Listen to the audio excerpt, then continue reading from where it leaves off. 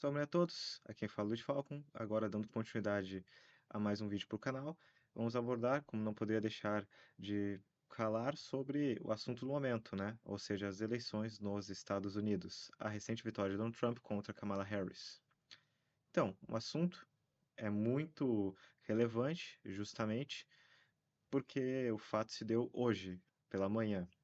e é interessante levantar uma opinião que pode ser dissonante, com certeza, da maioria das opiniões que são expostas no mainstream, justamente para darmos uma visão mais racionalizada, mais realista da situação. Porque, como nós sabemos mesmo, entre os católicos e mesmo entre os tradicionalistas, tem sempre um grande ufanismo nessas viradas em que um lado que parece dar uma grande sobrevida aos valores, acaba tendo vantagem, né? Por incrível que pareça, no mundo de hoje que nós vemos que a tendência é muito outra, ou seja, é a dissolução completa dos valores, e não uma manutenção, mesmo que precária, dos mesmos. Então, o que eu gostaria de falar é justamente entrando na questão, é que, primeiro, analisando agora quem era a Kamala Harris, né? Era um governo de quinta coluna. Eu espero que as pessoas não tenham outro pensamento a respeito daquele governo, justamente porque foi feito às pressas, e não somente por isso, né? Até demorou para ser feito, inclusive, porque era nítido desde o princípio do governo do Biden que ele seria substituído pela Kamala. Eu me lembro até logo no primeiro ano que afirmavam isso e eu acreditava bastante, porque realmente nós vimos que ele já tinha certos desvarios, não apenas pela idade, mas também pelos próprios problemas que ele passa, né? Parece ter um princípio de demência, algo que foi hilário, né? Justamente. E parece que na realidade ele foi deixado de lado, nas últimas, para que a Kamala pudesse ter poder de possibilidade, né? De se eleger no lugar dele. Então a substituição foi mais tardia daquilo que se especulavam. Então ele manteve o seu governo, ainda assim ele trocou justamente, né, de posição no sentido de que ele não mais buscava uma reeleição, mas cedeu a Kamala, o que, bem, muda um pouco de figura, justamente porque ele se manteve até o fim, apesar daquilo que havia sido comentado inicialmente, mas as coisas não deixam de ser aquilo que elas são, ou seja, se nós avaliarmos, a Kamala é uma woke, uma progressista, uma identitarista, ela é aquilo que tem de mais pobre na narrativa da esquerda, justamente porque é uma ignorância que compete a fins, é propositada. São aquelas pautas mais degradadas que demonstram tanto a degradação, porque, bem, uma parte da população votou nela, uma grande parte da população votou nela, então demonstra que está em algum grau tão degradada o quanto, o que é de se alarmar, né? Uma polarização que nós vemos que está sendo criada cada vez mais, sobretudo no Ocidente, né? Na realidade, eu diria até que exclusivamente no Ocidente, porque ela não existe no Oriente, não existe na Rússia, não existe na China, não existe no Oriente Médio, e se existe é um grau infinitamente menor do que aqui, em que nós vemos que essas divisões serão causa inevitável de conflitos e divisões entre os próprios países no futuro, seja na Europa, seja nos Estados Unidos, seja, acho que não tanto no Brasil, justamente porque nós estamos ainda mais próximos do BRICS, que é uma, vamos assim dizer, uma pedra que nos deixa mais estáveis a esse tipo de instabilidade, justamente porque, a princípio, né, se nós formos olhar a Agenda 2030 e tudo mais, os planos de destruição, eles são sobretudo focados no Ocidente, visando a substituição dos Estados Unidos de uma nação soberana para uma nação que governa junto com as outras, né? E que, em última análise, estaria submetida a um governo mundial, regido em maior ou menor grau pela ONU, né? Ou por outros órgãos intermediários. Mas agora, não entrando nisso, não também dizendo que o Brasil ficará ileso, não é isso. Ainda assim, nós vemos que a tendência no Ocidente é justamente dessas polarizações se agravarem cada vez mais, porque uma boa parte da população votou nela, uma parte considerável, apesar da vitória do Trump ter sido de certo modo larga, ainda assim, né?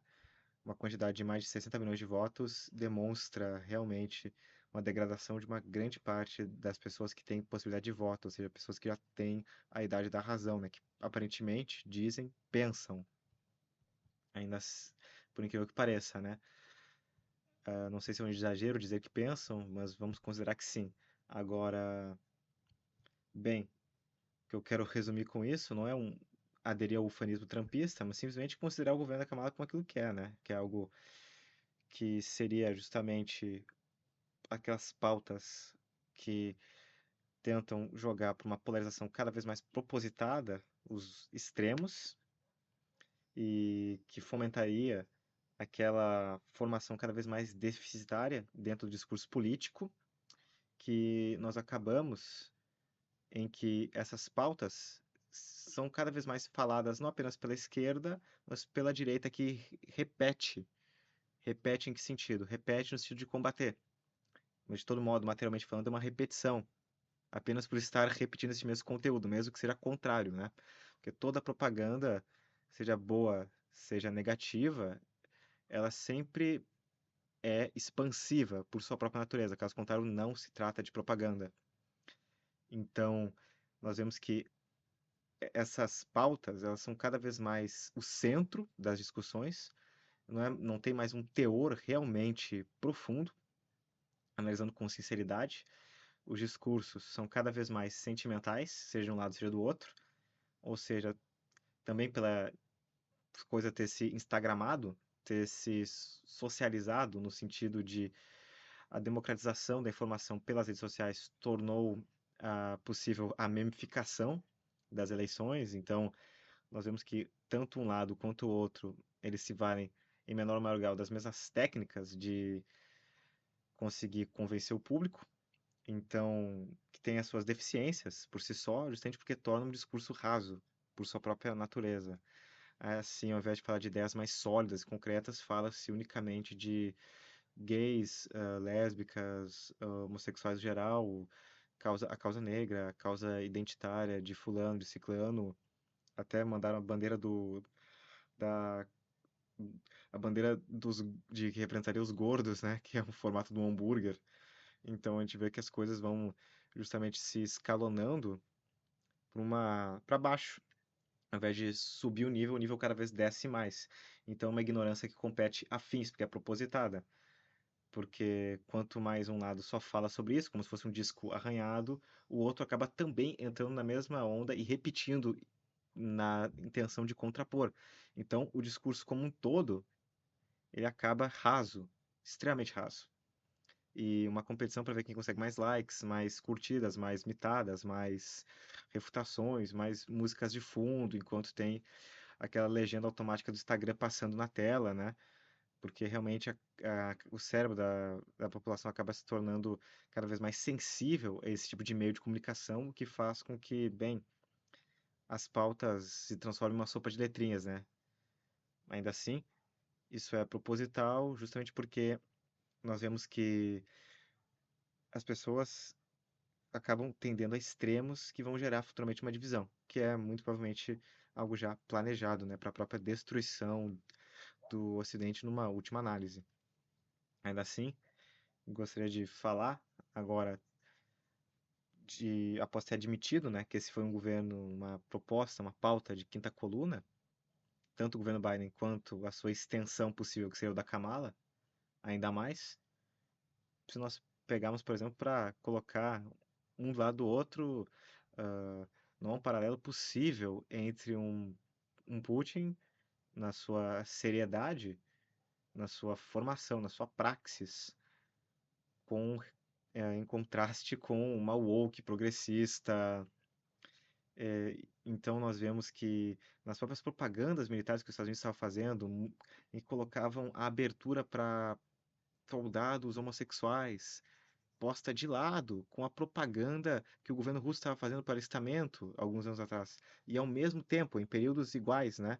As propagandas rodando, só que em países diferentes ao mesmo tempo. E nós vimos então essa diferença gritante. E podemos resumir então que seria justamente isso que foi o governo Biden e que continua sendo, continuaria sendo o governo da Kamala, ou seja, uma destruição completa desses da possibilidade sequer de uma comparação entre um Ocidente e um Oriente, no sentido que nós vemos que um lado é sério e o outro não. Não competindo aqui questão, nem mesmo questões morais, mas dizendo que pelo menos o Trump agora é possível se fazer um paralelo com ele, porque já é uma pessoa mais sóbria na sua própria imagem, na sua própria atuação e consegue assim, por exemplo, felizmente, destruir as pautas woke, destruir no máximo possível as pautas de esquerda, pelo menos momentaneamente, de certo modo, não completamente, claro, mas já é pelo menos interessante, porque um paralelo continua sendo possível. Então, talvez por algum tempo mais os Estados Unidos consiga continuar com uma certa vitalidade. Agora, a bem de quem, eu não sei, porque realmente isso não interfere tanto na política brasileira, mas ainda assim, a bem deles próprios, né, a bem pelo menos de uma moralidade geral. E o que eu gostaria agora de falar seria justamente passando para o Trump, chegando nas conclusões que nós podemos fazer a respeito dele, como foi o seu primeiro governo, como agora a gente pode presumir que seja o segundo, é justamente que em maior ou menor grau será um paralelo com aquilo que foi o governo do Bolsonaro aqui no Brasil. O que eu quero dizer com isso é que a direita, por si só, ela por sua própria natureza, acaba por uma falta de rigidez de princípios, conservando sempre a revolução, passando a revolução adiante. Ao invés, por exemplo, de defender princípios e dogmas realmente, né?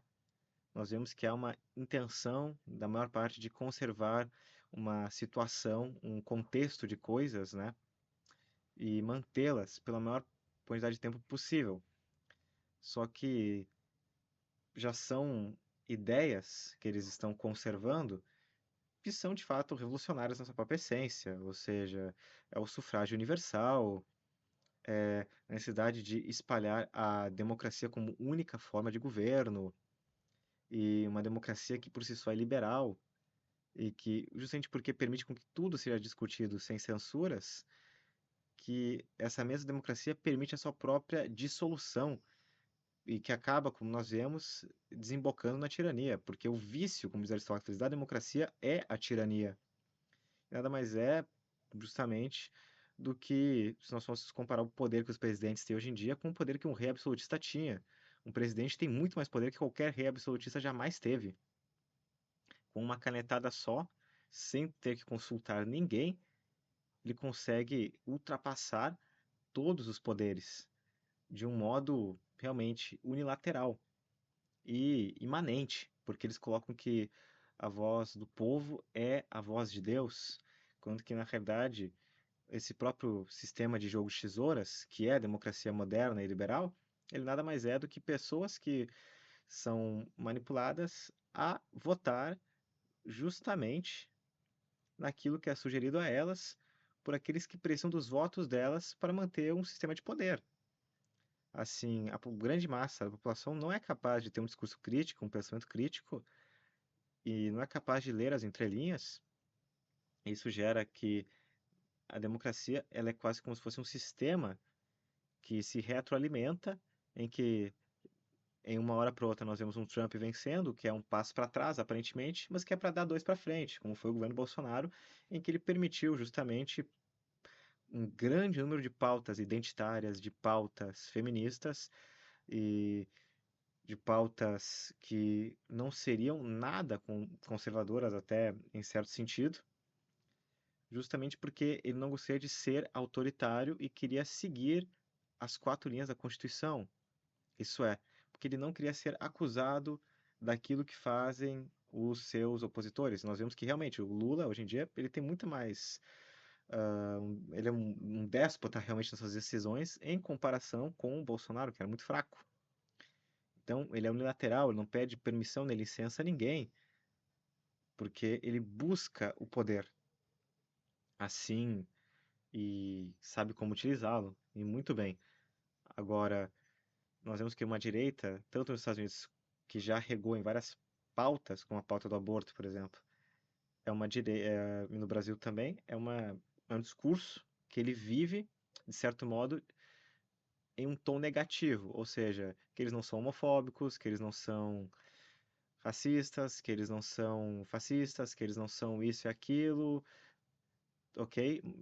Mas depois que eles acabam também não se tornando nada numa última análise, porque eles também não são capazes de se definir, porque apenas conservar um sistema de coisas inconscientemente é nada mais do que conservar etapas já dadas dentro de um processo revolucionário que já está encaminhado e em andamento. Ou seja, a direita, ela nada mais faz do que conservar a esquerda dita tradicional, que passa a ser a esquerda do futuro, que é a esquerda cada vez mais progressista. Tanto que a esquerda do passado é a direita atual. Então, é um esquema que se repete cada vez mais e que Deus sabe até quando, justamente porque a direita se baseia em princípios que são liberais e que, por serem princípios liberais, eles não são rígidos, eles não são firmes o suficiente, como exige a firmeza da verdade, para declarar certas coisas como inalteráveis e que não estão passíveis a nenhum tipo de alteração, de mudança, como o princípio de não contradição, e que deles pode se derivar outros princípios, como a própria lei natural. Então, nós vimos votar, por exemplo, muitos gays a favor do Trump, e fazendo toda uma propaganda midiática em cima disso. E também isso aconteceu no Brasil muitas vezes. Assim, a direita ela busca assim conservar nada mais do que a revolução, os rastros da revolução, numa última análise e a passos cada vez mais rápidos, em que justamente por repetirem o discurso do lado contrário, mas de modo negativo, buscando apenas retirar de si mesmos qualquer possibilidade de acusação e passarem limpos no filme, passarem de modo como se fossem os bonzinhos, e não tomando medidas draconianas que seriam realmente necessárias para uma mudança verdadeira no sistema, acaba que é como enxugar gelo. Sempre é enxugar gelo, porque é um placebo que não dá uma solução real ao problema. Assim, vemos e continuamos vendo, e a coisa sim vai se repetir, inevitavelmente, esse sistema de coisas cíclico que é a direita, que ela tem uma atuação, uma praxis que é muito fraca em comparação à esquerda, que ela tem uma fala bem mansa e que ela só busca não ser nada, nada incômodo, nada espaçoso, nada que possa realmente fazer com que as pessoas tenham ah, um incômodo de se levantarem da cadeira para fazer alguma coisa. Apenas manter as coisas como elas são, sem realmente uma propagação tão aberta da verdade e como seria necessário para uma mudança real, né? O que faz com que a esquerda, o socialismo, o comunismo, surja como uma consequência da direita, uma consequência direta das falhas do liberalismo, porque o liberalismo ele dispersa a autoridade e o socialismo concentra essa mesma autoridade completamente no Estado e nega os valores transcendentais, como por exemplo, e também além deles, a lei natural, como a gente vê na pauta woke, a propriedade privada também, que assim a direita considera em certa medida essas coisas como pilares essenciais da sociedade, entretanto, por uma falha na própria narrativa liberal, na sua fraqueza prática, cedendo espaço para o socialismo, que, pelo contrário, porque só visa o poder, porque uma vez que a direita busca remover o poder do Estado e dar poder para a população e permitir tudo, como a livre imprensa, entre outras coisas, acaba que aqueles que conseguem finalmente subir ao poder não se valem dele de modo a se conservarem no poder e cedem, consequentemente, o poder para o outro lado, para o lado da esquerda, que não tem escrúpulos em se valer desse mesmo poder para os seus fins, para realizar os seus fins, que são já completamente imanentes, completamente materialistas, não apenas agora em partes, como é a direita, mas de todo, não admitindo realmente nada de transcendente, como é o marxismo, numa última análise, né? Que adequa a sua praxis a não ter nenhuma doutrina, a não ser a adaptação mesmo da doutrina visando auferir o maior número de adeptos possíveis em cada país. Então, a doutrina ela é uma não doutrina, uma não existência de princípios completa, apenas visando auferir resultados, benefícios e escalar no jogo de poder, que leva a consequências desastrosas. E então, gostaria agora de concluir essa análise, né, com uma esperança que é justamente aquilo que nós podemos fazer, que é viver a melhor vida que nós consigamos diariamente, no nosso próprio cotidiano, sustentando o dogma católico, o dogma da fé, a lei divina, a lei natural, de modo íntegro, sem alterações, sem concessões, que assim, tendo a verdade como mote, é a única possibilidade que, fazendo a nossa parte pela sociedade, consigamos salvar o maior número de pessoas possíveis dentro dela, agindo justamente nessas pequenas comunidades, que é inevitável e é o único caminho que nós temos à nossa disposição para conseguir, a partir da nossa pequenez, ajudar o maior número de pessoas em escala.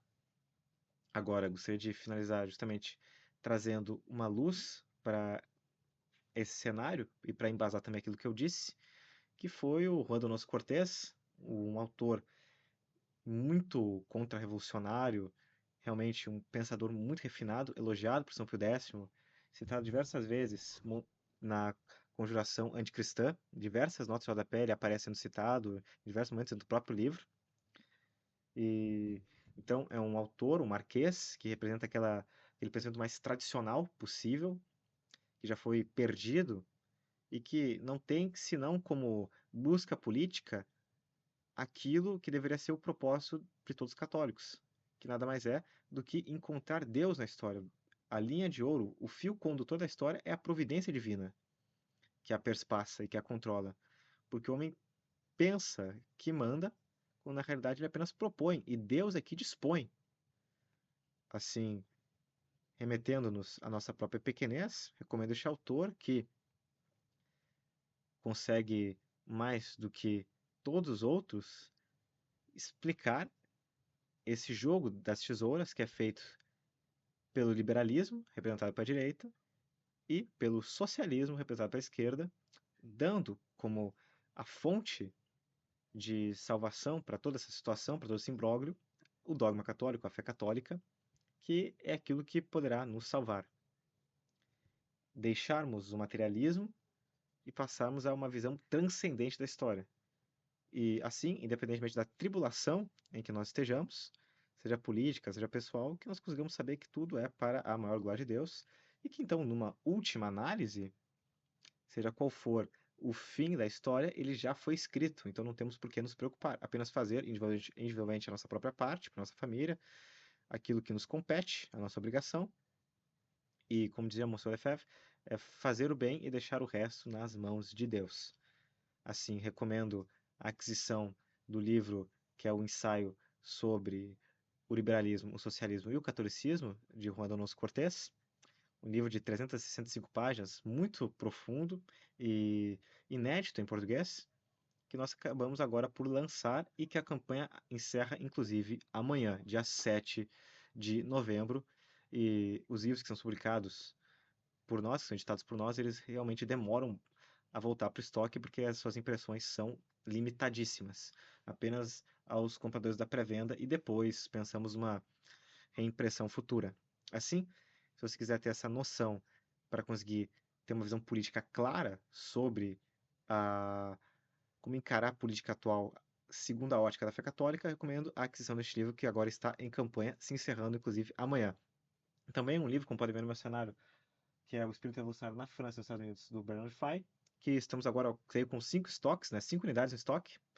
que trata justamente sobre como a Revolução Americana conduziu à Revolução Francesa, como um foi causa e efeito da outra. E com isso encerro este vídeo. Agradeço muito pela atenção de todos e salve Maria!